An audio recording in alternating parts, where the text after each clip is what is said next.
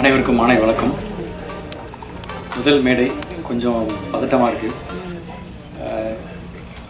படப்பிடிப்பு தளத்தில் வந்து மைக்கை பிடிச்சி எல்லாத்தையும் வேலை வாங்குறது அது ஈஸியாக நடந்துடும்.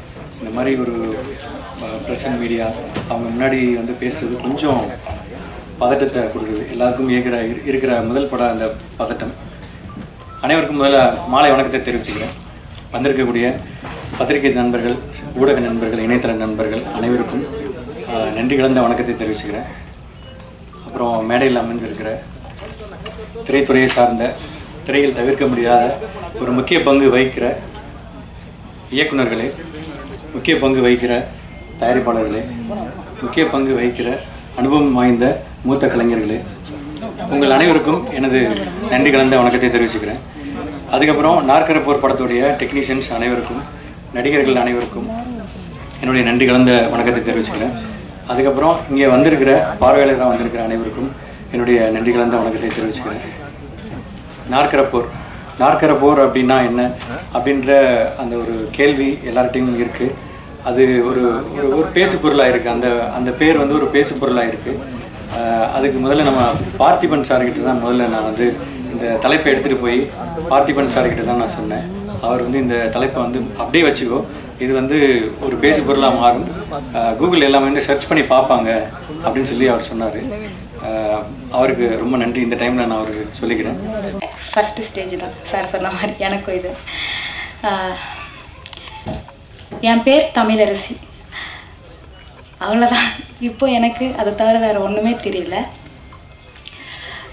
எனக்கு இந்த மூமெண்ட் வந்து லைஃப்பில் மறக்க முடியாதுன்னு நினைக்கிறேன். ஆக்சுவலி இது எனக்கு ஒரு பெரிய கனவு அண்ட் இது ஒரு ஃபஸ்ட்டு ஸ்டேஜ். எனக்கு இப்படி எல்லோரும் முன்னாடியும் நான் நின்று பேசுகிறதும் ஃபஸ்ட்டு தான். எனக்கு இந்த படத்துக்கு வாய்ப்பளித்த ஃபஸ்ட்டு டைரக்டர் அண்ணா வெற்றி அண்ணா தான். அவங்களுக்கு நான் இந்த இடத்துல வந்து தேங்க்ஸ் சொல்லிக்க விரும்புகிறேன். தேங்க்ஸ் வெற்றி அண்ணா. நீங்கள் என்னை நம்பி வந்து இந்த வாய்ப்பு கொடுக்கலன்னா இந்த ஸ்டேஜ் எனக்கு கிடையாது. கோயம்புத்தூர் தோளம்பாளையம் அப்படிங்கிற ஒரு கிராமத்திலிருந்து வந்து 4 வருஷம் ஸ்ட்ரகிள் பண்ணி ஒரு படத்தில் ஒரு கேரக்டராக பண்ணி இந்த இடத்துக்கு வந்திருக்கேன்னா கண்டிப்பாக அது காட் கிரேஸ் தான் நினைக்கிறேன். என்னோடய விடாமுயற்சியும் என்னுடைய தொடர் போராட்டமும் தான் இந்த இடத்துல நான் நிறுத்தியிருக்கு. கண்டிப்பாக நாற்கரப்போர் படம் I can't explain it, but நீங்கள் கண்டிப்பாக இந்த படத்தை பார்க்கணும். பார்த்துட்டு நீங்களே சொல்லுவீங்க எப்படி இருக்குன்னு. இது மக்கள்கிட்ட நல்ல முறையில் கொண்டு போய் சேர்க்கணும். அண்ட் எல்லாருக்குமே ரொம்ப தேங்க்ஸுங்க. தேங்க்ஸ். எல்லாருக்கும் மாலை வணக்கம். நான் வந்து இதுக்கு முன்னாடி வந்து சேத்துமான்னு ஒரு படம் நடிச்சிருக்கேன். அதுலேருந்து வந்தது தான் இந்த நாற்கரப்போர். டேரக்டர் கூப்பிட்டு இந்த மாதிரி கதைலாம் சொன்னார். அந்த கதை பிடிச்சிருந்துச்சு, அதனால் நடித்தேன். உங்களுக்கு பிடிச்சிருந்ததுன்னா நீங்கள் ஆதரவு கொடுங்க. தேங்க்ஸ். எல்லாருக்கும் வணக்கம். நாற்கரப்போர் அது ஃபஸ்ட்டு படத்தோட கதையோட நாயகன் நானாக இருந்தாலும் இந்த படத்தோட உண்மையான கதாநாயகன் வந்து தயாரிப்பாளர் தான், வேலாயுதம் சார் தான். அதான் உண்மை. ஏன்னா இந்த கதையை கேட்டாலே டக்குன்னு ஒருத்தர் ஒத்துப்பாங்களான்னு தெரியாது. என்னடா குப்பாளுறவங்க, இது ஓகேவா, இது ஒரு கதாநாயகன் ஒரு கதாநாயகி, இப்படி ஒரு பல விஷயங்கள் இருக்குது, அப்படி இது கமர்ஷியலாக கொண்டு வர முடியுமா, இதுக்குள்ளே என்டர்டெயின்மெண்ட் இருக்குமா அப்படின்ற பல கேள்விகள் நடுவில் இது ஒரு கதையாக பண்ணி வெற்றி கொடுக்கும்போது இந்த கதை நல்லா இருக்குது, இதை பண்ணலாம் அப்படின்னு டிசைட் பண்ண தருணம் இருக்குல்ல, அங்கே வேலாயுதம் சார் தான் ஃபஸ்ட்டு நம்ம மிகப்பெரிய நன்றியும் வாழ்த்துக்களும் சொல்லணும். அடுத்து இந்த படத்தை பார்த்துட்டு இது படம் நடித்தாச்சு, எடுத்தாச்சு, எடிட் பண்ணி எல்லாமே முடிச்சதுக்கப்புறம் இந்த படத்தை பார்த்துட்டு இந்த படம் கொண்டு போய் சேர்க்கறதுக்கு ஒரு விஷயம் இருக்குல்ல, அதுக்கு ஒரு பெரிய ஹோப் தேவைப்படுச்சு. ஒரு பயம் இருந்துகிட்டே தான் இருந்துச்சு எனக்கு. வெற்றிக்கலாம் ஓகே ஆகிடுமா, சரி பாஸ் பண்ணிட்டாவோட ஓகே, இது எப்படி எந்த மாதிரி பாஸ் ஆகும், சென்டமா பாட்ரா இப்படின்ற பிரச்சனை இருந்துகிட்டே இருந்துச்சு. அப்புறம் சுரேஷ் காமாட்சி நான் பார்த்துட்டு நல்லா இருக்கு நம்ம பண்ணலான்னு சொன்னதுக்கப்புறம் ஒரு மிகப்பெரிய திருப்தியும் ஒரு சந்தோஷமாக இருந்துச்சு. அதுக்கு அண்ணனுக்கு தான் மிகப்பெரிய நன்றி சொல்லணும். ஏன்னா இந்த ஒரு படம் முடிக்கிறது எடுக்கிறதுன்றதை தாண்டி அதை கொண்டு போய் மக்கள்கிட்ட சேர்க்கறது மிகப்பெரிய பிரச்சனையாக இருக்குது. அது எல்லாருக்குமே தெரியும், அதை நான் சொல்ல வேண்டிய அவசியமே கிடையாது. அண்ட் இந்த படத்துக்குள்ளே நான் வந்ததுக்கான முக்கியமான காரணம் யாருன்னா கலை இயக்குனர் ராகவன் ஐயா தான். நான் ஃபஸ்ட்டு பேசிட்டேன் இந்த படத்துக்காக வெற்றி என்ன கேட்கும்பொழுது பண்ணலாமாமா அப்படின்னு சொல்லி ஒரு சம்பளம் ஒன்று நான் சொல்லிட்டேன்.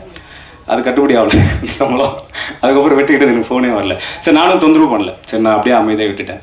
ஒரு நாள் ஒரு 4:30 மணிக்கு, ஏர்லி மார்னிங் 4:30 மணிக்கு ராகவன் ஐயா ஃபோன் பண்ணுறாரு. படத்தோட ஆர்ட் டைரக்டர் ஃபோன் பண்ணி, ஐயா என்ன அந்த படம் பண்ணுறீங்களா இல்லையா அப்படின்னு என்கிட்ட கேட்டார். ஐயா நான் பண்ணுறேன்னு சொல்லிட்டேன் ஐயா, பட் அது அப்படியே இருக்குது, என்னன்னு தெரியல. இல்லை நீங்கள் சம்பளம் கேட்டீங்க, கொஞ்சம் பெருசாக கேட்டீங்க அப்படின்னாரு. ஐயா பெருசாலாம் கேட்கல கேட்டேன், பட் அதுக்கப்புறமா அது அப்படியே இருக்குது, நான் இன்னும் வெற்றிக்கிட்ட நான் பேச இல்லையா, அதெல்லாம் எதுவும் பேசக்கூடாது, நீங்கள் இந்த படம் பண்ணுறீங்க என்ன. படத்தோட கதை யாருக்குன்னு தெரியுமா அப்படின்னா, தெரியாதுன்னா இது துப்புரவு பணியாளர்கள் பற்றின கதை, நீங்கள் பண்ணணுன்னு. அங்கே ஒரே வார்த்தை தான், அந்த வார்த்தை கேட்டவுடனே நம்ம இதை பண்ணுறேன், நீங்கள் வெற்றிக்கிட்ட சொல்கிறீங்க அப்படின்ட்டு. நான் அடுத்த ஒரு 5:30 மணிக்கு ஃபோனு, ஏர்லி மார்னிங் இது எல்லாமே வெற்றி எனக்கு ஃபோன் பண்ணுறேன். மாமா பண்ணலாமா, எதுவும் பேசணும் மாமா, நம்ம படம் பண்ணலாம், எப்போ ஷூட்டு, எப்போ டேட்டு, எத்தனை மணிக்கு எங்கே வரணும்னு சொல்லிட்டு நான் வந்துடுறேன். அவ்வளோ இப்படி தான் இந்த படத்துக்குள்ளே நான் வந்ததுக்கப்புறம் ஒரு 10-12 நாள் நாங்கள் ஷூட்டிங் எடுத்ததுக்கப்புறம் ஆஸ் யூஷுவல் படங்கள் நடுவில் ஒரு சின்ன சின்ன பிரச்சனைகள் அது எல்லாமே வந்துச்சு. அது எல்லாத்தையுமே தாங்கி, பல பிரச்சனைகளை தாங்கி இந்த படம் இங்கே இன்றைக்கி உங்கள் முன்னாடி நிற்கிறதுக்கு மிக முக்கியமான காரணம், நான் இங்கே நிற்கிறதுக்கு காரணம் அண்டு முக்கியமான என்ன வரனா ராகவன் ஐயாவை சொல்லலாம். ரொம்ப நன்றி ஐயா. முகத்தை காட்டுங்க ஐயா, கலை இயக்குனர். அவர் இந்த படத்தோட எடிட்டரு ரஞ்சித், செம சூப்பராக எடிட் பண்ணியிருக்காரு. அப்புறம் தினேஷ்க்கு வாழ்த்துக்கள். முதல் படம் இது மியூசிக் பண்ணியிருக்காரு, ரொம்ப சூப்பரான ஒரு மியூசிக் பண்ணியிருக்காரு. இந்த படத்தை கொண்டு நிறைய பேச வேண்டிய அப்படின்னு ஒரு ஆசை இருக்குது, பட் வேண்டாம், சிறப்பு இருந்தால் நிறைய பேர் இருக்கிறதுனால நான் அடுத்த படத்தில் பேசிக்கிறேன். ஸோ இந்த படத்தை நாங்கள் உங்ககிட்ட கொண்டு சேர்த்தாச்சு. ரொம்ப முக்கியமான படம், சொசைட்டிக்கான ரொம்ப முக்கியமான படம், சமூகத்தான முக்கியமான படம், பயங்கரமான ஒரு அரசியல் பேசியிருக்கு இந்த படம் வந்ததுக்கப்புறம் மேபி ஒரு முக்கியமான ஒரு சிறப்பு நிகழ்ச்சியில் நம்ம இந்த படத்தை பற்றி டிஸ்கஸ் பண்ண வேண்டியிருக்கும்னு நான் நினைக்கிறேன். கண்டிப்பாக அது நடக்குன்ற நம்பிக்கை எனக்கு இருக்குது. இந்த படத்தை கொண்டு போய் மக்கள்கிட்ட சேர்க்க வேண்டிய கடமையும் உரிமையும் உங்களுக்கு இருக்குது, ஊடகத்தை இருக்குது. வாய்ப்பு கொடுத்ததுக்கு நன்றி, தேங்க்யூ. அனைவருக்கும் வணக்கம். இந்த படத்துக்கு வாய்ப்பு கொடுத்த வெற்றி ப்ரோக்கு ரொம்ப நன்றி. இந்த படம் கதை கேட்கும்போது அவ்வளோ இன்ட்ரெஸ்டிங்காக இருந்தது. அவர் படம் கதையை சொல்லும்போது நான் எப்பயும் நோட்ஸ் எடுத்தே வருவேன். அவர் ஃபர்ஸ்ட் ஹாஃப் சொல்லிட்டு நோட்ஸ் எடுத்தே வந்துட்டே இருந்தேன். செகண்ட் ஹாஃப் அவர் சொன்னார், நான் நோட்ஸ் எல்லாத்தையும் அடிச்சுட்டு இந்த ட்விஸ்ட் அண்ட் டர்ன்ஸ்லாம் செம்மையாக இருக்குது, இதை நான் கண்டிப்பாக பண்ணுறேன்னு சொல்லி நான் பண்ணேன். கதை சொல்லும்போது அவர் என்ன விதத்தை சொன்னாரோ அதே மாதிரி எனக்கு எடுத்து கொடுத்தாரு. அதுவும் இல்லாமல் லிங்கேஷ் ப்ரோ ஆக்டிங் அவர் நடிப்பு அந்த கேரக்டராகவே வாழ்ந்த மாதிரியே இருக்கும். ஆக்டர்ஸ் அண்ட் ஆக்ட்ரஸ் ரொம்ப நன்றி இந்த வாய்ப்பு கொடுத்ததுக்கு. Thanks to producer to. Thank you. எல்லாருக்கும் மாலை வணக்கங்கள். இப்போது ரொம்ப இம்பார்ட்டண்ட்டான ஒரு பர்சன் பற்றி நான் பேசியே ஆகணும். சுரேஷ் காமாட்சி சார் அவர்கள் பற்றி. He is a good friend. And sir first நான் உங்களை பர்ஃபெக்ஷனிஸ்ட்னு கூப்பிடுவேன் எல்லா படத்துலேயும் நீங்கள் ரிலீஸ் பண்ண. ஆனால் யூஆர் சோஷியல் ஆக்டிவிஸ்ட் ஆக்சுவலி. ஏன்னா இவங்க ஒரு மாநாடு இல்லை இன்னும் நான் நிறைய சொல்லிகிட்டே போகலாம். அவ்வளோ ஒரு சக்ஸஸ்ஃபுல்லான படம் கொடுத்தாலும் இன்றைக்கி எந்த ஹீரோ எந்த ஹீரோயின் வேணும்னா சாருக்கு ஆக்சுவலி டேட் கொடுப்பாங்க. ஆனால் அதை தாண்டி கூட அவங்க இயக்குன படம் மிக மிக அவசரம் இருக்கட்டும், ப்ளஸ் இன்றைக்கி இந்த சப்போர்ட் பண்ணிகிட்டு இருக்கிற இந்த படம் இருக்கட்டும், சமூகத்துக்கு நான் எப்படி ஒரு உதவியாக இருக்க முடியும். நான் பேசுறதுக்கு முன்னாடி அவங்க பேசுனாங்க, சொசைட்டிக்கு நான் எப்படி போயிட்டு இதுவாக பண்ண முடியும், அவங்க போல்டாக போயிட்டு எல்லா விஷயத்தை பற்றி பேச முடியும். லைக் ப்ரொடியூசர்ஸ் ஓகே நான் என்னோட ப்ராஃபிட் என்ன என் லாபம் என்ன மட்டும் பார்த்துட்டு இருக்காமல் சமூகத்தில் நடக்கிறது இல்லை ஃபில்ம் இண்டஸ்ட்ரியில் நடக்கிற எல்லா விஷயத்துக்குமே போயிட்டு அவங்க குரல் கொடுப்பாங்க. ஸோ இனிமேல் is a social activist plus perfectionist. So வாழ்த்துக்கள் சார் படத்துக்காக. எப்போவுமே நான் உங்கள் எல்லாருக்குமே தெரியும் என்னை ஃபஸ்ட்டு ஒரு ஸ்போர்ட்ஸ் பிளேயராக தான் நான் அறிமுகம் ஆயிருக்கேன். பட் அந்த ஸ்போர்ட்ஸ் விளையாடும் போது அம்மா நான் வின் பண்ணும்போது இல்லை லூஸ் பண்ணும்போது ஹாப்பியாக இருக்கும் அண்ட் சேடாக கூட இருக்கும் சம்டைம்ஸ் வின் பண்ணும்போது. பட் இப்போவுமே அம்மா சொல்லுவாங்க, நீங்கள் இது எல்லாமே என்ன வெற்றி வந்தாலும் எது வந்தாலும் மற்றவங்களுக்கு உதவி இல்லாமல் உதவியாக இரு, எப்போவுமே யூஸ்ஃபுல்லாக இருன்னு சொல்லிட்டு இருப்பாங்க. இன்றைக்கி இந்த மேடையில் நிற்கும்போது இல்லை நம்ம எல்லாம் இந்த ஹாலில் உட்காந்துட்டு இருக்கிறவங்க எல்லாருமே ரொம்ப ப்ரிவிலேஜாக இருக்கும். நமக்கு நிறைய லைக் மற்ற நார்மல் லைக் இப்போ நம்ம ஸ்க்ரீனில் காமிச்ச மாதிரி அந்த பீப்புள் விட நம்ம ஆக்சுவலி ப்ரிவிலேஜாக இருக்கோம். இப்போ நான் நிறைய இந்த ரெஃப்யூஜி கேம்ப்ஸில் போகும்போது இல்லைன்னா நான் நிறைய ரெஃப்யூஜி கேம்ப்ஸில் போகும்போது அண்ட் ரேப் ஆன விக்டிம்ஸை போயிட்டு அவங்க ரிஹாபிலிட்டேஷன் சென்டரில் போயிட்டு பார்க்கும்போது ரொம்ப மனசில் ஒரு பெயினாக இருக்கும். லைக் அவங்களுக்கும் நமக்கு என்ன ஏன்னா அவங்க நம்ம மாதிரியே நிறைய ஹார்ட் ஒர்க் பண்ணுறாங்க. நம்ம மாதிரி அவங்க ரொம்ப அன்பாக இருக்காங்க. அவங்க வாழ்க்கையில் திருப்பி அவங்க வீட்டுக்கு போக முடியுமா, திருப்பி அந்த வாழ்க்கையை வந்து அவங்கனால திருப்பி வாழ முடியுமான்னு அவங்க திங்க் பண்ணிட்டு இருப்பாங்க. பட் அவங்களுக்கும் நமக்கு இருக்கிற டிஃப்ரென்ஸ் வந்து கல்வி இருக்கட்டும் அண்ட் ஸ்போர்ட்ஸ் தான் ஆக்சுவலி. அந்த ரெண்டு தான் ஆக்சுவலி டிஃப்ரென்ஸ் இருக்குது. ஏன்னா நீங்கள் நினைக்கலாம் ஓகே கல்வி நம்ம எல்லாருக்குமே தெரிஞ்ச விஷயம்தான், பட் ஸ்போர்ட்ஸ் என்ன பண்ண முடியும் ஆஸ் எ ஸ்போர்ட்ஸ் பிளேயராக நான் சொல்ல முடியும். ஏன்னா ஒரு பலமான லேடி இருக்கட்டும், ஒரு பலமான லேடி வந்து ஒரு பலமான சிட்டிசன்ஸ் கொடுக்க முடியும் கண்ட்ரிக்கு. ஒரு பலமான சிட்டிசன்ஸ் தான் ஒரு பலமான கண்ட்ரியை வந்து உருவாக்க முடியும். ஸோ ஸ்போர்ட்ஸ் வந்து அப்படி கிடையாது, அந்த உடம்பாலையும் மனசால உங்களுக்கு ஒரு பலம் வந்து கிடைக்கும் ஸ்போர்ட்ஸ் விளையாடும் போது. ஸோ நெக்ஸ்ட் டைம் நான் அந்த கேம்ப்ஸ்க்கு போகும்போது இந்த எஜுகேஷனையும் ப்ளஸ் ஸ்போர்ட்ஸை நம்ம என்கரேஜ் பண்ணும்போது அங்கே அந்த ரெஃப்யூஜி கேம்ப்ஸில் ஐ திங்க் யாருமே அங்கே உட்கார மாட்டாங்க, அந்த ரேப் விக்டிம்ஸ் வந்து யாருமே ஆக மாட்டாங்க. அண்ட் இது எல்லாமே இருக்கும். அண்ட் நான் இந்த படத்தில் சுரேஷ் மேனன் சார் ஆக்சுவலி அவங்களோட வந்து நான் மலையாளம் படம் நடிச்சிருக்கேன்.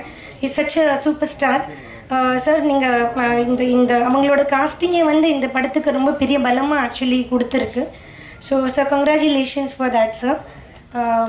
அண்ட் இப்படியே லைக் இந்த இவ்வளோ நல்ல விஷயத்துக்கு என்னை எப்போவுமே சப்போர்ட் பண்ணிகிட்ருக்கேன் என் நண்பன் ஜான் சாருக்கு நான் நன்றி சொல்லணும். ஏன்னா அவங்க எப்போவுமே வந்து சொல்லிகிட்டு இருப்பாங்க, நாங்கள் உட்காந்து நாங்கள் இந்த படம் அடுத்து இது பண்ணணுமா இல்லை ஹிந்தி பண்ணுறோமா, அது பேசாமல் நம்ம இந்த மாதம் இந்த வாரம் நம்ம என்ன சேரிட்டி பண்ணலாம், நம்ம போயிட்டு என்ன பண்ணலாம், ஏன்னா உங்களோட பவர் இருக்கட்டும் உங்கள் இது இருக்கட்டும் அது எல்லாமே நீங்கள் மக்களுக்கு யூஸ்ஃபுல்லாக இருங்க. ஸோ அவங்க ஒரு கமர்ஷியல் எதுவுமே யோசிக்காமல் லைக் இப்போ இருக்கிற திங்கில் ரொம்பவே ஹியூமனிட்டேரியன் ஹியூமனாக வந்து ரொம்ப யோசிப்பாங்க. So thank you sir for that. இந்த படம் ரொம்ப பெரிய வெற்றியாக வர்றதுக்கு என்னோட வாழ்த்துக்கள். தேங்க்ஸ். ஒரு அழகான தமிழ் பெயரோடும் ஒரு ஆழமான உள்ளடக்கத்தோடும் வெளிவர இருக்கின்ற இந்த படத்தினுடைய தயாரிப்பாளர், இயக்குனர், தொழில்நுட்ப கலைஞர்கள் மற்றும் என் அன்பிற்குரிய ஊடகத்துறை நண்பர்கள் அனைவருக்கும் வணக்கம். இந்த படத்தினுடைய நோக்கம், இந்த படத்தினுடைய கதையை பற்றி இயக்குனர் வந்து மிக தெளிவாக ஒரு திருத்தமாக எடுத்துரைத்தார். நான் மகிழ்ச்சி அடைகிற விஷயம் இந்த படத்தினுடைய தலைப்பு உள்ளடக்கம் மட்டுமன்றி இந்த படத்தினுடைய தொழில்நுட்ப கலைஞர்கள் இந்த படத்தில் இடம்பெற்ற சில நடிகர்களை இங்கு அழைத்து பேச வைத்தார்கள். நண்பர்களே, அவர்கள் அனைவரும் கருப்பு காய்களாக இருந்தார்கள். இந்த படம் எதை பற்றி பேசுகிறது என்பது மட்டுமல்ல, இந்த படத்தில் யாரெல்லாம் பேசியிருக்கிறார்கள் என்பது கூட ஈரோட்டு கிழவனின் ஒரு முன்னுரையோடு போட்டு கருப்பு என்பதோடு ஆரம்பித்திருக்கிறார்கள். இது எனக்கு மிகவும் பிடித்திருக்கிறது. இதற்காகவே இந்த படம் மாபெரும் வெற்றியை அடைய வேண்டும் என்று நான் நினைக்கிறேன். ஒரு படம் நல்ல படம் அப்படிங்கிறதுக்கு என்னென்னா வேறு வேறு அடையாளங்கள் இருந்தது. இன்றைக்கு ஒரு படம் நல்ல படம், ஆழமுள்ள படம், கருத்துள்ள படம் என்றால் தம்பி சுரேஷ் காமாட்சி எந்த படத்தை அவர் வெளியிடுகிறாரோ அந்த படம் நல்ல கருத்துள்ள படம் என்பது அடையாளமாக திகழ்கிறது. அவர்களுக்கு என்னுடைய வாழ்த்துக்கள். நண்பர்களே, ஒரு சமூகத்தைப் போலவே திரைப்படமும் ஒரு யார் எங்கு நடக்க வேண்டும், யார் எதை பேச வேண்டும், யார் என்ன பெயர் வைத்துக் கொள்ள வேண்டும், யார் படிக்க வேண்டும் என்பது சமூகத்தில் எப்படி ஒரு நீண்ட நெடிய போராட்டம் இருந்ததோ திரைப்படத்திற்குள்ளும் அப்படி ஒரு போராட்டம் நடந்து கொண்டே தான் இருந்திருக்கிறது. அரசர்களை பேசினார்கள், பண்ணையார்களை பேசினார்கள், முதலியார்வாள், பிள்ளைவார்மாள் இவங்களை பேசினாங்க. அதை தாண்டி ஒடுக்கப்பட்டவர்களை பற்றி பேசுவதற்கு இவ்வளவு காலமாக இருக்கிறது. ஒடுக்கப்பட்டவர்களை யாரெல்லாம் பேச வேண்டும் என்கிற இடத்திற்கு வருவதற்கு இவ்வளவு காலமாக இருக்கிறது. அதே போல் ஒரு படம் பல்லாசாவில் எந்த படம் ஓடணும், காசி தேட்டரில் எந்த படம் ஓடணும், அப்படி அங்கு கூட பாகுபாடு இருக்கிறது. அந்த இடத்திற்கு நம்முடைய பிள்ளைகள், கருப்பு காய்கள் வந்து அடைவதற்கு ஒரு நீண்ட நெடிய போராட்டத்தை நடத்தி வந்திருக்கிறார்கள். அவர்கள் அனைவரையும் நான் வாழ்த்துகிறேன். நான் இரண்டு செய்தியை மட்டும் இங்கே கூற விரும்புகிறேன். நான் நடித்த முதல் படம் என்னுடைய நண்பன் இயக்குனர் ராஜபாண்டி என்னமோ நடக்குது என்கிற படத்தில் என்னை நடிக்க வைத்தார். அந்த படத்தில் உதவி இயக்குனராக இருந்தவர் ஸ்ரீ வெற்றி. அதோடு நான் இந்த படத்தை தொடர்புபடுத்திக் கொள்கிறேன். அது மட்டுமன்றி அவர் இலக்கியம், கவிதை போன்ற துறைகளிலும் மிகவும் நெருக்கமானவர். ஒன்று. இரண்டாவது, இந்த படத்தினுடைய கதை நாயகன் தம்பி லிங்கேஷ். நான் ஒரு தொலைக்காட்சி தொடரை விஜய் தொலைக்காட்சிக்காக சலனம் என்கிற தொடரை இயக்கி கொண்டிருந்தேன். அப்போது அந்த யூடிவி நிறுவனம், அவர்கள் தான் தயாரிப்பாளர்கள், அவங்க 2 பேரை வந்து காட்சி ஊடகவியல் துறை மாணவர்கள் லயோலா கல்லூரியிலிருந்து 2 பேரும் நீங்கள் உதவி இயக்குனராக வச்சுக்கோங்க அப்படின்னு சொன்னார். வேண்டாம், எதுக்குங்க வேலை செய்கிற இடத்துல போய் நோட்டை வச்சுட்டு ஏதாவது ஓரமாக உட்காந்து எழுதிட்டு இருப்பாங்க, அந்த பசங்க எதுக்கு வேலை செய்கிறவங்க இருக்கட்டும்னு சொன்னேன். இல்லை வச்சுக்குங்க அப்படின்னு சொன்னாங்க. சரின்னு ஒத்துக்கிட்டேன். 2 தம்பிகள், ஒரு சிறு பிள்ளைகள் அங்கே வந்தாங்க. ஒரு வாரம் கூட இருக்காது, அவர்கள் அந்த வேலைகளுக்குள், படப்பிடி வேலைகளுக்குள் தங்களை ஐக்கியப்படுத்தி கொண்டார்கள், இணைத்து கொண்டார்கள். கிட்டத்தட்ட 2 வாரங்களுக்கு பிறகு எதை எடுக்க வேண்டும் என்பதை தீர்மானிப்பவர்களாக அந்த 2 பிள்ளைகளும் மாறினார்கள், 2 தம்பிகளும். அந்த அளவுக்கு அதுக்குள்ளே வந்துட்டாங்க. அதில் ஒன்று தம்பி லிங்கேஷ். நான் நினைத்தேன் அவர் ஒரு பெரிய இயக்குனராக வருவான் என்று நினைத்தேன். நல்ல நடிகனாக வந்திருக்கிறான். இது கதை நாயகனாக அவன் நடிக்கிற முதல் படம். இல்லை, நல்ல நடிகன். அவனுக்கும் இது பெரும் வெற்றி தர வேண்டும், தரும் என்று நான் நம்புகிறேன். இந்த படத்தை தோளில் சுமந்து சென்று மக்களிடம் சேர்க்கக்கூடிய அந்த மாபெரும் மகத்தான பணி நமக்கு காத்திருக்கிறது. நண்பர்களே, செய்வோம், இதை வெல்ல வைப்போம், ஒரு வழிகாட்டியாக்குவோம். நன்றி, வணக்கம். Movie already successful. First 2 reason சொல்கிறேன். நம்பர் 1, நம்ம டீம். நிறைய பேர் யோசிப்பாங்க, எனக்கு ஒரு 5 கோடி கொடுத்தா படம் பண்ணிடுவேன், படம் பண்ணுறதுக்கு என்ன இருக்குது, பணம் தானா. பணம்ன்றது வந்து primary. But when it comes to படம் அப்படின்னு எடுக்க போகும்போது வர்றது first team. So I congratulate full Vetri's team. ஏன்னா வெற்றியோட பேர்லேயே வெற்றி இருக்குது. ஸோ அங்கேருந்தே வெற்றி ஸ்டார்ட் ஆகுது. ஸோ இந்த படம் ஆல்ரெடி சக்ஸஸ் என் பொறுத்த வரைக்கும். ரெண்டாவது வந்து எப்போ வந்து ஒரு படம் பார்த்து ஒரு ஹைலி சக்ஸஸ்ஃபுல் ப்ரொடியூசர், நிறைய எஸ்டாப்ளிஷ்டோட ஸ்டார்ஸோட பண்ணியிருந்த ஒரு ப்ரொடியூசர் வந்து முன்னாடி வராரோ, இது நான் எடுத்துக்கிறேன் அப்படின்னு, அதுவும் ஒரு சக்ஸஸ் இண்டிகேஷன் தான். ஸோ இதில் வந்து ஃபஸ்ட்டு வந்து I want to congratulate Suresh Kamatchi sir. இது வந்து ஜஸ்ட் மேடையில் வந்து சொல்கிறதுக்கான ஒரு விஷயம் கிடையாது. உங்கள் மாதிரி நீங்கள் வந்து இது இன்ஸ்பிரேஷன். உங்களை பார்த்து நிறைய ப்ரொடியூசர்ஸ், தமிழ் ட்ரேட் தெரிஞ்ச நிறைய ப்ரொடியூசர்ஸ் வந்து வரணும். இதுக்கு நான் ஏன் இவ்வளோ ஸ்பெசிஃபிக்காக சொல்கிறேன்னா, நாங்களும் ப்ரொடியூஸ் பண்ணி அது எப்படி கொண்டு போனோம்னே தெரியல இண்டஸ்ட்ரியில் இருந்தாலும் கூட. So it is very difficult. ஏன்னா ஒரு ஸ்டாக் மார்க்கெட் எப்படி ஒரு அப் அண்ட் டவுனாக டே அவுட் மாறுதோ, இன்றைக்கி நம்ம ஒரு விஷயம் பேசுவோம், நாளைக்கு அந்த விஷயம் இங்கே இருக்காது. So it's very difficult.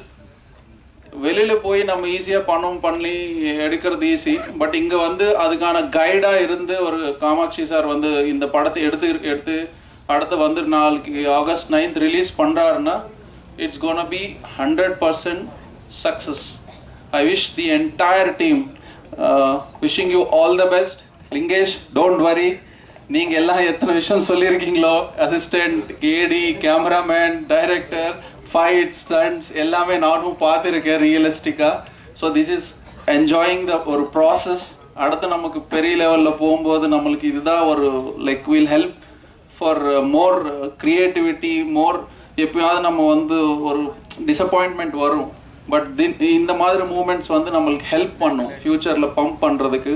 உங்களுக்கு அற்புதமான காஸ்ட் டீம் இருக்குது. Suresh Menon sir, highly talented sir, team, everybody in this like ஆர்ட்லேருந்து மியூசிக்லேருந்து எல்லாருமே சூப்பராக பண்ணியிருக்காங்க. I wish the entire team my whole heartedly congratulations. Thank you so much. எல்லாருக்கும் மாலை வணக்கம். சௌக்கியமா எல்லாம்? நான் என்ன சொல்கிறேன், நம்ம தமிழ்நாடு மக்களுக்கு அவ்வளோ பெரிய டிமாண்ட் ஒன்றும் கிடையாது. அவருக்கு என்ன வேணும், படம் வேணும்னா அந்த படத்தில் என்டர்டெயின்மெண்ட் இருக்கணும், ஆனால் ஏதாவது சோஷியல் மெசேஜ் ஃபேமிலிக்காக ஹார்ட் டச்சிங் ஏதாவது அந்த மாதிரி சப்ஜெக்ட் தமிழ்நாட்டு மக்களுக்கு எல்லாருக்கும் ரொம்ப இஷ்டம். உங்களுக்கு 100 கோடி ரூபாய் பட்ஜெட் வேணாம், உங்களுக்கு டெஃபினெட்லி ரொம்ப மெகா பெரிய மியூசிக் டைரக்டர் கூட தேவையில்லை, இல்லைன்னா people who charge 500 crore rupees for direction அந்த மாதிரி யாரும் தேவையில்லை. ஏதாவது நல்லா இந்த மாதிரி ஸ்டோரி லைன் ஹார்ட் டச்சிங் ஆனால் ரியல் மெசேஜ் இருக்கும் அந்த மாதிரி கதை நம்ம தமிழ்நாடு மக்கள் எல்லாருக்கும் ரொம்ப இஷ்டம். அண்ட் நான் நினைக்கிறேன் சுரேஷ் காமாட்சி சார் உங்களுக்கு ஏற்கனவே நான் வாழ்த்துக்கள் சொல்கிறேன். ஏன்னா ஏதோ டைம் நம்ம நாட்டில் இப்போ ஸ்போர்ட்ஸ் செக்டரில் ரொம்ப ப்ரோக்ரெஸ் இருக்குது. நீங்கள் தான் பாருங்கள், 15 வருஷம் முன்னாடி 10 வருஷம் முன்னாடி அவ்வளோ பெரிய ஸ்போர்ட்ஸ் ஆள் நம்ம நாட்டில் இல்லை. Everybody knew Sachin Tendulkar, Kapil Dev and Sania Mirza, அவ்வளோதான். ஸ்போர்ட்ஸ் செக்டரில் அவ்வளோ க்ரோத் கிடையாது அந்த டைமில். ஆனால் இப்போ 10 வருஷத்தில் நீங்கள் பாருங்கள், இப்போ தான் ஒரு பொண்ணு மனு பாக்கர் ஒலிம்பிக்ஸில் நமக்காக கோல்டு மெடல் வாங்கிட்டு இப்போ 2 மெடல்ஸ் அவர் வின் பண்ணிட்டு ஏற்கனவே நமக்காக. பிரக்னானந்தா நம்ம தமிழ்நாடோட ஒரு ப்ரைட், நம்ம தமிழ்நாட்டு மக்களுக்காக நம்ம ஸ்டேட்காக. பிரக்னானந்தா செஸ் சாம்பியன், விஸ்வநாதன் ஆனந்த், இந்த மாதிரி ரொம்ப மிகப்பெரிய லிஸ்ட் இருக்குது. ஏன் அது இப்போ தான் போயிட்டு இருக்கு? ஏன்னா பிகாஸ் இப்போது ஸ்போர்ட்ஸ்க்காக ரொம்ப நிறையா பெனிஃபிட்ஸ் இருக்குது, நிறையா ஸ்கோப் இருக்குது. ஸோ ஒரு வேலை உங்களுக்கு கூட உங்கள் சொசைட்டியில் உங்கள் ஃபேமிலியில் யாரும் ஒருத்தர் தெரியும், ஒரு பேபி ஒரு குழந்தை அவருக்கு ஸ்போர்ட்ஸில் ரொம்ப இன்ட்ரெஸ்ட் இருக்குது, நீங்கள் கண்டிப்பாக அவருக்கு என்கரேஜ் பண்ணிக்கலாம். Sports, God bless you, sports will make a person very disciplined. ஒரு வாட்டி நீங்கள் வாழ்க்கையில் டிசிப்ளின்ட் ஆகும், அதுக்கப்புறம் வேறு எல்லாம் மேட்டர்ஸ் ஆட்டோமேட்டிக்லி சார்ட் அவுட் ஆகும். ஸோ ஸ்போர்ட்ஸ் மிகப்பெரிய ஒரு benefit. You will become very fitness freak, you will become disciplined and அதுக்கப்புறம் வாழ்க்கையில கொஞ்சம் எல்லாம் ஈஸியாக வரும். ஸோ ஐ திங்க் ஸ்போர்ட்ஸ் நம்ம எல்லாம் குழந்தைகளுக்காக ரொம்ப ரொம்ப முக்கியம். எங்கே இருக்க எல்லாம் ஜேர்னலிஸ்ட் அவங்களுக்கு எல்லாருக்கும் ஒரு ரிக்வெஸ்ட். இப்போ நான் ஊரில் 2 வாட்டி இந்த கேஸ் என் ரொம்ப க்ளோஸ் பர்சனில் பார்த்தேன். இங்கே உங்கள் பாக்கெட்டில் இந்த சைடில் ஃபோன் போடாதீங்க, தயவு செஞ்சு போடாதீங்க. இங்கே இருக்க அவர் 90% நீங்கள் எல்லாம் இங்கே தான் ஃபோன் போட்டுட்ருக்கீங்க உங்கள் பாக்கெட்டில். உங்களுக்கு நிஜமாக தெரியாது இந்த ரேடியேஷன் உங்கள் ஹார்ட் பிளாக்கேஜ்க்காக, உங்கள் ஹார்ட் அட்டாக்காக ரொம்ப மிக பெரிய காரணம். ஸோ தயவு செஞ்சு எங்கே பாக்கெட்டில் போடாதீங்க. வேணும்னா ஒரு பவுச் இப்படி கிராஸ் பாடி போடுங்க, ஏதாவது ஆப்ஷன் பாருங்கள். உங்கள் எல்லாருக்கும் உங்கள் ஃபேமிலியில் எல்லாம் லவ் பண்ணுறேன். So we have to live healthy and beautifully for our family. உங்களுக்கு எல்லாருக்கும் நல்வாழ்த்துக்கள். ஏற்கனவே எவ்வளோ அழகான ஒரு ஸ்கிரிப்ட் கண்டுபிடிச்சி நீங்கள் இதை ஷூட்டிங் பண்ணி இது இப்போ ரிலீஸ் பண்ண போகிறீங்க. இந்த மாதிரி சப்ஜெக்ட் அவ்வளோ ஈஸியாக ஷூட்டிங்காக அப்புறம் ரிலீஸ்க்காக அவ்வளோ ஈஸி இல்லை, ஆனால் ரொம்ப இன்ட்ரெஸ்டிங் ரொம்ப ஹார்ட் டச்சிங் சப்ஜெக்ட் இருக்குது. ஸோ ஃபுல் காஸ்ட் எல்லாருக்கும் என்னோட ஆல் தி பெஸ்ட் நல்வாழ்த்துக்கள். நன்றி. எல்லோருக்கும் வணக்கம். இண்டஸ்ட்ரியில் எல்லாருக்கும் தெரியும், நான் ஜாஸ்தி பேச மாட்டேன். 46 வருஷத்தில் கம்மியாக பேசின டெக்னீஷியன் நான் தான். So I just wish the producers, the team and the director all the best. Thank you. நன்றி. என்னன்னா, நான் பல படங்கள் இங்கே பார்க்க வருவேன், கூட்டம் ஜாஸ்தியாக இருக்குன்னு நான் திரும்பி போவேன். ஆனால் பல பத்திரிகையாளர்களே வெளில உட்கார வச்சுட்டாப்புல. அங்கே பார்த்தா அங்கே ஒரு பெரிய கூட்டம் அப்படின்னு, என்ன நீங்களாம் வெளில இருக்க, உள்ளே போக முடியலனே. அந்த அளவுக்கு மிகப்பெரிய கூட்டத்தை சேர்த்த ஜானுக்கு மீண்டும் நன்றி. இதுக்கு காரணம் மாநாடு எடுத்தவர். அதனால தான் ஒரு மாநாடு மாதிரி இங்கே மக்கள் வந்துட்டீங்க. ஆனால் வந்தது முக்கியம் இல்லை. ஏன்னா ஒரு நல்ல படத்தை பாருங்கள், ஒரு சின்ன படம் தாங்க அது. அவரே அண்ணனே டைரக்ட் பண்ணார். ஒரு போலீஸ்காரியை பற்றி ஒரு படம் மிகச்சிறந்த முறையில் பண்ணார். இன்னும் சொல்லப்போனால் நண்பர்கள்ட்ட பேசிகிட்டு இருக்கும்போது சொல்லுவாங்க, அண்ணன் சுரேஷ் காமாட்சியை பற்றி அதுதான் அதிக லாபம் கொடுத்த படம்னு சொல்லுவாங்க. எனக்கு உண்மையான தலையை நல்லா ஆட்டுங்க. ஏன்னா அப்போ வந்து ஒரு சிறந்த சின்ன படம்ன்றது லாபத்தை அதிகமாக தரும்போது பெரிய படம் ஆகிடுது. அப்படி இந்த படம் நாற்கர போர் மிகப்பெரிய ஒரு லாபமாக அமையணும். அதுக்கு இந்த மாதிரி சேர்ந்தது முக்கியம் இல்லை, நல்ல கருத்துக்களை அந்த படம், அதாவது நல்லா இருக்கும்போது நிச்சயமாக நல்லா எழுதுவீங்க.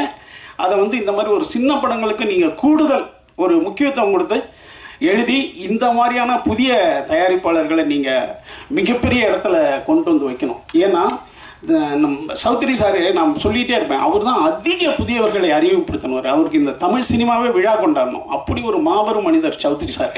நிறைய புதுமுக இயக்குநர்களை குறிப்பாக அறிமுகப்படுத்தினார். அந்த மாதிரி ஒவ்வொரு ப்ரொடியூசரும் அவ்வளோ படம் எடுக்கணும் இல்லையா, அவர் 100வது படம் எடுக்க ரெடியாக இருக்கார். அப்போ இவரும் அப்படி வரணும். அதுக்கு காரணம் என்னென்னா, இப்போ நான் அருண்மொழி எழுதுகிறேன், இவருடைய மாமான்னு சொன்னார். இவரை பற்றி நான் உங்களுக்கு ஒன்று சொல்கிறேன். இவர் வந்து நீங்கள் வந்து ராமநாதபுரம் போனீங்கன்னா இவர் தான் லொக்கேஷன்லாம் காட்டுவாருங்க. நாங்கள் ஒரு படத்துக்கு போனோம், பவர் பாண்டிக்கு. நாங்கள் வந்து 10 நாளைக்கு முன்னாடி போகிறோங்க. போனால் ஒரு 4 நாள் கழித்து பணம் மதிப்பீடு அந்த அந்த இதாகிடுச்சு, பணம்லாம் செல்லாதுன்ட்டாங்க. எங்கள்கிட்ட பணமே கிடையாது. அந்த 12 நாள் ஷூட்டிங்கும் இவர் தான் அங்கே வந்து செஞ்சே கொடுத்தாரு எங்களுக்கு. அதுக்கு பிறகு இங்கே வந்து தான் நாங்கள் வந்து செட்டில் பண்ணோம். அப்போ எந்த மாதிரியா மனிதர்களை சேர்த்து வச்சுருக்காரு பாருங்க. லொக்கேஷன் சார்ஜு ஏகப்பட்டதுங்க. கிட்டத்தட்ட எனக்கு தெரிஞ்சு 1,10 லட்சமாப்பா இங்கே வந்து செட்டில் பண்ணோம் நாங்கள். அவ்வளோ வந்து கடன் வாங்கி கொடுத்துக்கிட்டே இருக்காரு. ஏன்னா பணம் இல்லை எங்ககிட்ட. அப்படி ஒரு சிறந்த மனிதனுடைய மாமா அவர். இவரும் சிறந்தவராக தான் இருக்கணும். அந்த மாதிரி சிறந்தவர்களை நம்ம வந்து கை தூக்கி விடணும் அப்படிங்கிறதுக்காக நான் சொல்கிறேன். அடுத்து வந்து இந்த படம் வந்து ஒரு சாமானிய மக்களினுடைய அசாதாரண கதையாக அதில் எழுதியிருந்தது. சாதாரண மனிதனுக்கு எல்லாமே அசாதாரணமான வாழ்க்கை தான் கிடைக்கும். காரணம் என்னென்னா, இந்த உலகத்தில் 850 கோடி இருக்கான்னா அதில் 800 கோடி பேர் ஏழையாக தான் இருக்கான். ஏன்னா ஏழைகள் இருந்தால்தான் இந்த உலகம் இயக்கும். ஏழைகள் வந்து முன்னேறவே விட மாட்டாங்க. நம்ப முடியாதான் முன்னேறிக்கணும். ஏன்னா இயேசு ஏழைக்காக தான் போகிறான்னாரு. எவனாவது முன்னேறி இருக்கானா? 2000 வருஷம் ஆச்சு. நல்லா நினச்சி பாருங்களேன். அதே மாதிரி வந்து முகமது நபி ஏழைக்கு தான் போகிறாருன்னாரு. அங்கே ஏழையே இல்லாமல் இருக்கானா அந்த இல்லை. அதே மாதிரி எல்லா கடவுள்களும் ஏழைக்காக போராடி இருக்கான்னு எவனுமே முன்னேறல. இன்னும் சொல்லப்போனால் 10 வருஷம் முன்னாடி ராகவேந்திரான்னு ஒருத்தர் இருந்தார். இப்போ வந்து பார்த்தா பாபான்றாங்க. நான் பாபா ஊருக்கே போய் பார்த்தேன், அந்த ஊர் புனேக்கு. அங்கே எல்லாமே ஏழையாக இருக்காங்க. அங்கேயே ஒரு பணக்காரன் ஆக முடியல. இங்கே வந்து ஊருக்கு பாபா கோவில் கட்டிகிட்டு இருக்காங்க. இதெல்லாம் எவ்வளோ பெரிய அநியாயமாக இருக்கு. திருப்பதியில் பாருங்களேன், 3/4 பேர் ஏழையாக இருப்பான். இங்கேருந்து எல்லாம் பணக்காரன் ஆகிறதுக்கு போயிட்டு பண்ணணும். இதெல்லாம் முரண்பாடுனுடைய உச்சம். அப்போ ஒரு தனி மனிதன் அவன் முயற்சி எடுத்து தான் இங்கே முன்னேறி இருக்கணும். பணக்காரன் ஏமாற்றிட்டான், அவன் கொள்ளை அடிச்சிட்டான், இதுக்கெல்லாம் கதைக்கே ஆகாது. ஏனென்றால் நீங்கள் பணக்காரன் ஆனாலும் நீங்கள் அதை தான் செய்ய போகிறீங்க. ஏழையாக இருக்கிற வரைக்கும் தான் எல்லா நியாயமும் இங்கே. பணக்காரன் ஆன பிறகு நானும் ஒரு காலத்தில் கம்யூனிஸ்ட் தான், இதுதான் உங்கள் வாசகமாக இருக்குது. ஏனென்றால் பணம் சேர்த்து வைத்து கொண்டு உங்கள் பிள்ளைக்கு சேர்த்து வைக்கிறது தான் இந்த இந்திய சமூகம் சொல்லி தருது உங்களுக்கு. நீங்கள் பெரிய பணத்தை உங்கள் தலைமுறைக்கு சேர்த்து வச்சு அவனை குட்டிச்சவராக ஆகிட்டு போயிடணும். ஆனால் வெளிநாடுகள் அப்படி கிடையாது. நீங்கள் ஒரு மிகப்பெரிய பணக்காரன் எப்படி இருப்பான்னு வைங்களேன், பேக் கிவ் த சொசைட்டின்னு ஒன்று வச்சுருப்பாங்க. 5% 10% தான் அவன் பிள்ளைங்களுக்கு எழுதி வைப்பான். பாக்கி எல்லாத்தையும் சொசைட்டிக்கு எழுதி வைப்பான். ஏன்னா இது அப்போ தான் வெளிநாடுகளில் பணக்காரனை மதிப்பான். அந்த பிள்ளைங்கள்லாம் வேலை செய்யும். இங்கே அப்படி கிடையாது. இந்திய சமூகம் வந்து சேர்த்து வைக்கலாம். அம்பானி இல்லைன்னா 6000 கோடி செலவு பண்ணுறாங்க. அது ஏழைகளுக்கு எத்தனை பேர் திருமணம் பண்ணி வைக்கலாம்? அவர் பண்ணி வைக்கலாம் அவர், ஆனால் பண்ணி வைக்க மாட்டார். ஏன்னா இங்கே அவரு பெரிய கல்யாணம் பண்ணால் தான் எல்லாம் போய் நம்ம ஆட முடியும். நம்மளால் பணக்காரங்களாம் போய் ஆட முடியும். அப்படி ஒரு சொசைட்டி இங்கே ரெடி பண்ணி வச்சுட்டோம் நம்ம. அப்போ ஒவ்வொரு ஏழைகளும் அவனே தான் முன்னேறிக்க முடியும். அதே போல் கருப்பு சிவப்புலாம் இனிமேல் பேசி பிரயோஜனப்படாது. ஏன்னா இந்த உலகம் சதுரங்கத்தில் மட்டுமா அப்படி இருக்கு? இரவு பகல் அவ்வளோதானே. இரவு பகல் கருப்பு இவ்வளோ தான். அதனால் நம்ம வந்து இயற்கையை ஏமாத்தின்னு நம்ம சொல்லிட்டு வர முடியாது. நம்ம முன்னேறிக்க வேண்டியதுதான். ஏனென்றால் இன்னும் சொல்லப்போனால் நல்லா நினச்சி பாருங்களேன், இரவு தான் வந்து இரவுன்னு ஒரு நாவல் இருக்குது, அவசியம் படிக்கணும். ஜெயமோகன் இரவு நல்லதுன்னு எழுதியிருப்பார். மனிதனே இரவில் தான் வாழ கற்றுக்கிட்டவன். விவசாயம்னு ஒன்று வந்து தான் பகலில் கற்றுக்கிட்டான் நம்ம வாழ. இரவில் தான் வேட்டையாடும் சமூகமாக இருக்கும்போது மனிதர்கள் இரவில் வாழ்ந்தான். அம்மா கருவில் வந்து இரவில் இருந்தான். மனிதன் இரவில் தான் அவனுக்கு கண்ணு தெரியும். பகலில் கற்றுக்கிட்டான் கண்ணு தெரிய. அம்மா அப்பாலாம் பகலில் வாழ்கிறாங்க, விவசாயம் பண்ணும்போது பகலில் வாழ்கிறாங்கன்னு மனிதன் பகலில் வாழ கற்றுக்கொண்டவன். அப்போ இந்த மாதிரியான முரண்பாடான வார்த்தைகளிலிருந்து நம்ம வெளியில் வந்து ஒவ்வொரு மனிதனும் உழைக்க ஆரம்பித்தோம்னா அவன் மாபெரும் வெற்றி அடைவான்றது தான் உலக வரலாறு. ஏன்னு கேட்டிங்கன்னா, கல் உண்ணாமைன்னு எழுதியிருக்காங்க திருவள்ளுவன் 3000 வருஷத்துக்கு முன்னாடி. அப்போ எவ்வளோ பேர் குடிச்சிட்டு இருந்திருக்கான். இப்போ மட்டும் அந்த சினிமாவில் வந்து பார் சீனு வச்சுட்டானுங்க அப்படின்னு கத்திட்டு இருக்கோம்ல. ஒரு படைப்பு அந்த சமூகத்தை பிரதிபலிக்கிறது தான் ஒரு படைப்பு. அது நாவலாக இருக்கட்டும், சினிமா இருக்கட்டும். நிறைய பேர் குடிக்கிறான், அதனால் பார் சீன் வச்சுடுறாங்க. திருவள்ளுவர் காலத்தில் எப்படி குடிச்சிருப்பான்? கல்லூனாமைன்னு அதிகாரமே எழுதுறான். அப்போ எல்லா காலங்களையும் எல்லாம் உண்டு. அதில் சிறப்பாக இருக்கிறவன், ஒழுக்கமாக இருக்கிறவன் பிழைச்சிக்கும். அதுதான் வரலாறு. அப்படி ஒவ்வொரு மனிதனும் நம்ம முன்னேறி பிழைச்சிக்கணும். இதில் இந்த படம் வந்து எளிய மனிதனுடைய வாழ்க்கையை சொல்லியிருக்கு. அடுத்தது அந்த தம்பி ரொம்ப நல்லா நடிச்சிருக்கான்னு இருக்காங்க. இந்த முதல் படத்தினுடைய இயக்குனர் வெற்றி, மாபெரும் வெற்றி அடையட்டும். அந்த தம்பி மிகப்பெரிய ஸ்டார் ஆகட்டும். இதில் நடித்தவங்கெல்லாம் மிகப்பெரிய வெற்றி அடையட்டும். அதை நம்ம இதே சாலிகிராமத்தில் பார்ப்போம். ஒவ்வொரு படத்துலையும் அவங்க ஜெயிக்கும்போது நம்ம வந்து வாழ்த்துவோம். நன்றி, வணக்கம். ஊடக நண்பர்கள் அனைவருக்கும் எனது மாலை நேர வணக்கம். நாற்கரப்போர் இந்த படம் வந்து எங்கள் ஊரை சேர்ந்த அண்ணன் வேலாயுதம் அவர்கள் தயாரிச்சிருக்காரு. பட் அவர் வந்து என்கிட்ட கதை இந்த படத்தை வந்து சொல்லும் போது எனக்கு ஆச்சரியமாக இருந்தது. இப்படி ஒரு கதையை அவர் தேர்ந்தெடுத்ததுக்காகவே அவருக்கு முதல்ல வந்து நன்றி சொல்லணும், வாழ்த்துக்கள் சொல்லணும். ஒரு புது தயாரிப்பாளர் இப்படி ஒரு கதையை தேர்ந்தெடுத்து பண்ணணும்னு நினச்சது வந்து அவருக்கு உண்மையாகவே அவருக்கு வந்து நம்ம வாழ்த்து சொல்லணும். அந்த இயக்குனரும் அந்த கதையை வந்து மிக நேர்த்தியாக பண்ணியிருக்காரு. இங்கே வெற்றி தோல்வியெல்லாம் வந்து சகஜம். ஒரு படம் எடுக்கிறோம், உடனே அது நம்ம வெற்றி பெறணும்னு 1 கோடி கலெக்ஷன் ஆகும் அப்படின்றதெல்லாம் வந்து தாண்டி நம்ம வந்து நம்ம சிறப்பாக நம்ம வேலையை சிறப்பாக செஞ்சுருக்கோமா, அவ்வளோதான். அதுக்கப்புறம் வந்து அது ரசிகர்கள்ட்ட போகும்போது அது எப்படி அவங்க வந்து ஏற்றுக்கிறவும் செய்யலாம், ஏற்றுக்காமல் இருக்கலாம். ஒவ்வொருத்தருக்கும் ஒரு பார்வை இருக்கும். ஸோ அதை பொறுத்து தான் வெற்றி தோல்வின்னு தீர்மானிக்கப்படுது. வெற்றி பெற்ற படங்கள் வந்து பெரிய படம்னு சொல்கிறோம், தோல்வி பெற்ற படங்கள் சின்ன படங்கள் சொல்கிறோம். மற்றபடி பட்ஜெட்டை வச்சுலாம் எந்த படமும் பெரிய படம் சின்ன படம்லாம் இல்லை. சிறிய படங்களே இன்றைக்கி பெரிய கலெக்ஷன்லாம் பண்ணிக்கிட்டு இருக்கு. என்னை பொறுத்தவரை நான் வேலாயுதனுக்கு சொன்னது என்னென்னா, இங்கே வர தயாரிப்பாளர்கள் 90% என்னென்னா ஒரு படம் எடுப்பாங்க. அந்த படத்தில் அவங்களுக்கு நிறைய கசப்பான அனுபவங்கள் இருக்கும். அந்த படம் வந்து நிறைய வேதனையில் பட்டிருப்பாங்க, பொருளாதார இழப்பு ஏற்படுறாங்க. ஆனால் அது ஒரு அனுபவம் கிடச்சிருக்கும். அந்த அனுபவம் வந்து அவங்களுடைய முதலீட்டு.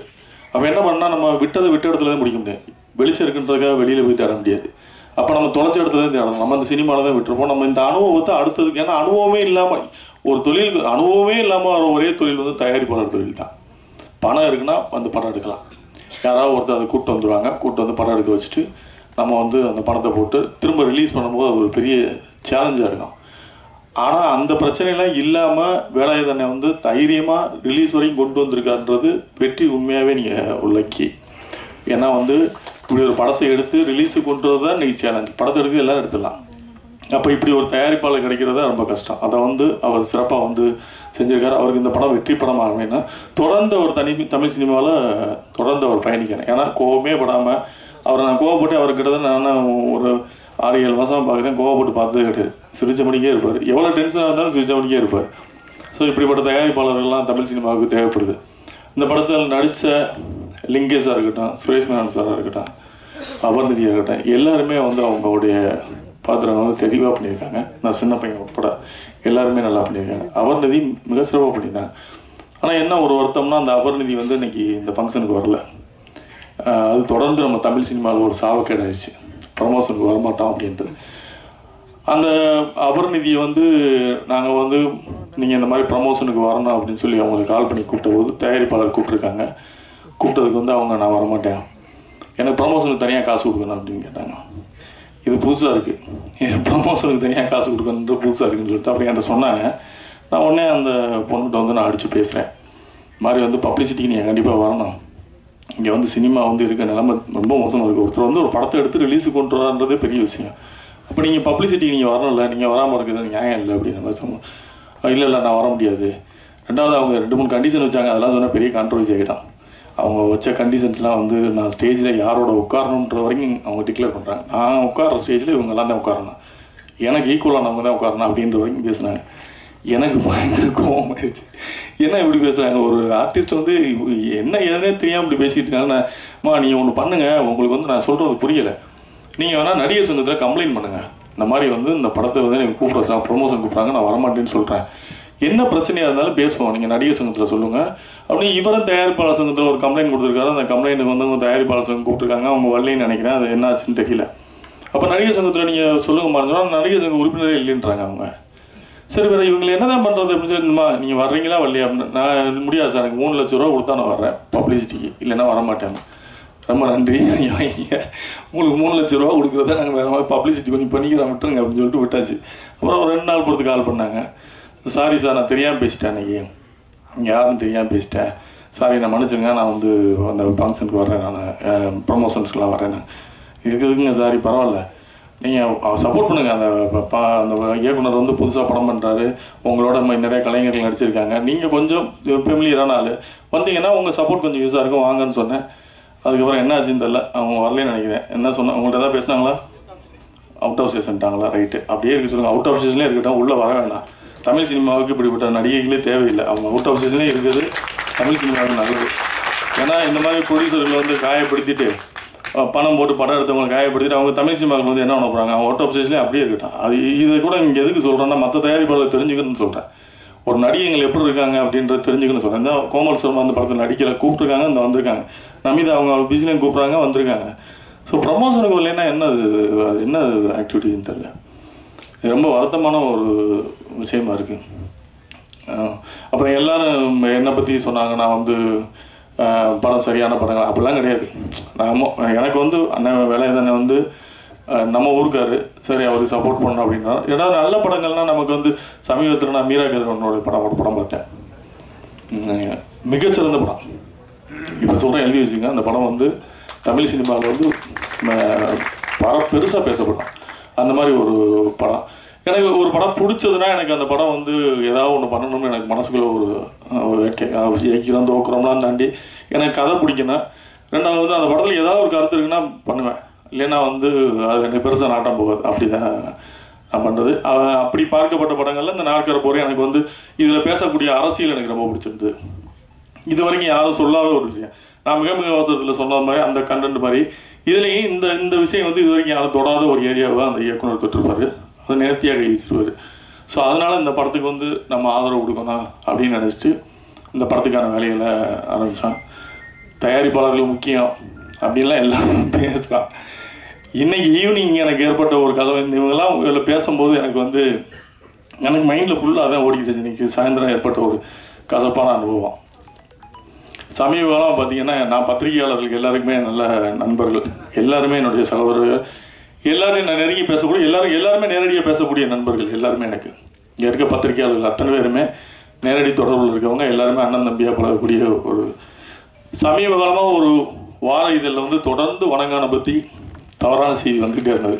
எனக்கும் பாலண்ணனுக்கும் பிரச்சனை, பாலண்ணனுக்கு எனக்கும் பணத்தினால பிரச்சனை. என்னோட சொல்கிறாங்க, நான் கடந்து போயிடுறது. என்ன பஞ்சாயத்து? ஒருவேளை பஞ்சாயத்து இருந்தால் நீங்களே வந்து கூட தீர்த்து வச்சுட்டு போயிருங்களேன். எங்கள் 2 பேருக்கு எதாவது பஞ்சாயத்துனா சரி பரவாயில்ல, நீங்களே வந்து தீர்த்து வச்சுட்டு போயிருங்க அப்படின்னு கூட எனக்கு நுழைந்து வந்து எதுக்கு எழுதுறாங்க அப்படின்னு.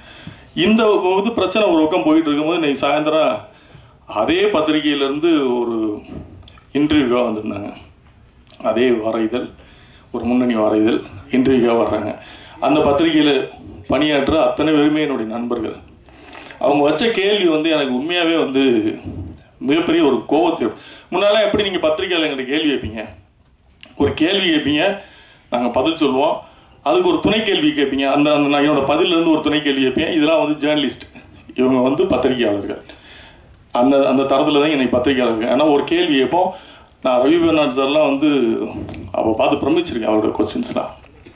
அப்படி நான் பத்திரிகையாளர் வந்து ரொம்ப நேசிக்கக்கூடிய ஆள். ஏன்னா எனக்கு சோசியல் மீடியாவில் யாராவது ரொம்ப அழகாக எழுதியிருந்தாங்கன்னா, ஆர்டிக்கல் எழுதினா, கவிதா பாரதியோட ஆர்டிக்கலுக்குலாம் நான் வந்து எனக்கு ரொம்ப பிடிக்கும். அப்படி எனக்கு ஒரு சோசியல் மீடியா அந்த ஃபேஸ்புக்கில் வந்து நிறைய பேரை வந்து நான் ஃபாலோ பண்ணேன். நான் அவங்களுக்கு கமெண்ட்ஸ் கொடுக்குறேன், அதெல்லாம் கிடையாது, ஆனால் நான் ஃபாலோ பண்ணுவேன் அவங்க என்ன எழுதுறாங்க. அப்போ இவர் இன்டர்வியூ வந்திருக்காரு. இன்டர்வியூ வரும்போதே ஒரு 15 கொஸ்டின் வச்சுருக்காரு. இப்போலாம் வந்து கொஸ்டின் வந்து கேட்குறது கிடையாது, எழுதிட்டு வந்துடுது. ஆஃபீஸில் உட்காந்து ப்ரிப்பேர் பண்ணி வந்துட்டு அந்த கொஸ்டினை வச்சுட்டு ஒவ்வொரு கேள்வியாக வந்து கேட்ட கேள்வி எல்லாமே அமைச்சூராக இருந்தது. எல்லாத்துக்கும் பதில் சொன்னேன். கடைசியில் ஒரு கேள்வி கேட்டார், பாலா வச்சு படம் எடுத்தவங்களாம் ரோட்டுக்கு போயிட்டாங்க, நீங்கள் எப்போ ரோட்டுக்கு வரீங்க? எனக்கு பயங்கர கோபம் வந்துருச்சு. பாலா வச்சு படம் எடுத்தவங்களாம் ரோட்டுக்கு வந்துட்டாங்க, நீங்கள் எப்போ ரோட்டுக்கு வரீங்கன்னு ஒரு பத்திரிகையாளர் கேட்க வேண்டிய கேள்வியாக இது. நான் இதே கேள்வியை திரும்பி அந்த பத்திரிகையாளர் கேட்டேன்னா, உங்களை மாதிரி பத்திரிகையாளர்லாம் வச்சுட்டு இருக்கிற அந்த வார இதழ் அவர் என்னைக்கு ரோட்டுக்கு வருவார் அப்படின்னு கேட்டேன்னா இது எப்படி இருக்காங்க? எனக்கு ரொம்ப இன்னைக்கு இந்த மேடையில் நான் வந்து உட்காந்துருக்கும் போது எனக்கு மைண்டில் அதுதான் ஓடிட்டு இருந்துச்சு. இவங்க எல்லாம் பேசும்போதெல்லாம் எனக்கு வந்து அந்த செய்தி மட்டுமே மைண்டில் ஓடிது. இவ எப்படி இப்படி கேட்குறாங்க? ஒரு படத்தை கோடி கணக்கில் போட்டு எடுக்கிறான், ஒரு ஒரு ஒரு தகுதியான ஒரு கேள்வி இல்லாமல் அப்படி வந்து நீங்கள் எப்போ ரோட்டுக்கு வருவீங்க அப்படின்னு கேட்டால் இது என்ன கேள்வி இது எப்படி இதை ஏற்றுக்கிறது என்னன்னு எனக்கு தெரில. இனிமேலாவது அந்த பத்திரிக்கை நான் பேர் நாகரிகங்கிறது நான் பேர் சொல்ல கூட விரும்பலை. இனிமேலாவது அந்த பத்திரிகை பணிபுரிவர்களும் சரி அந்த பத்திரிகை நிர்வாகமும் சரி கொஞ்சம் உங்கள் செய்தியாளர்கிட்ட கொஞ்சம் அனுபவமான கேள்விகளை கேட்க சொல்லுங்கள். ஏன்னா இது எங்களை காயப்படுத்துது. எவ்வளோ வழி இருக்குன்னு யோசிச்சு பாருங்கள். கோடிக்கணக்கில் பணம் போட்டு நிற்கிறானாங்க, எப்போ நீங்கள் ரோட்டுக்கு வருவீங்கன்னு கேட்குறது. அதே கேள்வியை நீங்கள் வேறு மாதிரி கேட்கலாம். பாலா வச்சு படம் எடுத்தவங்கலாம் ரோட்டுக்கு வந்துட்டாங்க ஏற்கனவே அப்படின்னு ஒரு டாக் இருக்குது. இதை பற்றி இந்த விமர்சனத்தை பற்றி நீங்கள் என்ன கேட்குறீங்கன்னா அது நியாயமான கேள்வி. நீங்கள் எப்போ ரோட்டுக்கு வருவீங்கன்னு கேட்குறது என்ன கேள்வின்னு எனக்கு ஒன்றும் புரியலை. இது என்னுடைய ஆதங்கம். ஆக்சுவலாக வந்து நீங்கள்லாம் என்னுடைய நண்பர்கள், பத்திரிகையாளர்கள் கூட நண்பர்கள், உங்கள் மேலே மிகப்பெரிய மரியாதை வச்சுருக்கேன், உங்களோட நண்பராக பழகிறேன். என்னோடய ஆதங்கத்தை சார் எனக்கு வந்து இவங்களாம் பேசும்போது எனக்கு மைண்டில் அதெல்லாம் ஓடிக்கிட்டு இருந்துச்சு. என்ன இப்படி கேட்டாங்க எனக்கு வரும்போது, அதுவும் இந்த ஃபங்க்ஷனுக்கு கிளம்பி வரும்போது நான் அப்பவும் நான் அந்த ஃபங்க்ஷனுக்கு போகிறேன் அப்படின்னு சொல்கிறேன். இல்லை ஒரு 10 நிமிஷம் தானே உட்காந்து முடிச்சுட்டு போயிருங்கன்னு சொன்னோன்னே சரி அப்பவும் அந்த இம்பார்ட்டன்ஸ் கொடுத்து ஓகே நம்மளை மதித்து ஒருத்தர் வர்றாங்க கொடுப்போம்னு சொல்லி கொடுக்கும்போது வந்து எனக்கு ரொம்ப ஹர்ட் ஆயிடுச்சு. எனிவே இந்த நாற்கரப்போர் படத்தில் வந்து பணியாற்றின அத்தனை பேருக்கும் என்னுடைய வாழ்த்துக்கள். இந்த படம் வந்து ஒரு மிகச்சிறந்த படமாக வரணும். இதில் பேசப்பட்ட கருத்துக்கள் வந்து விவாதிக்கப்பட வேண்டிய ஒரு கருத்துக்கள். இதை வந்து எல்லாருமே தெரிஞ்சுக்க வேண்டிய, விவாதிக்கப்பட வேண்டிய ஒரு கருத்துக்கள். ஸோ அந்த படம் வந்து வெற்றி பெறுவதற்கு என்னுடைய வாழ்த்துக்கள். வந்திருந்த அனைவருக்கும் எனது நெஞ்சம் நிறைந்த நல்வாழ்த்துக்கள். நன்றி.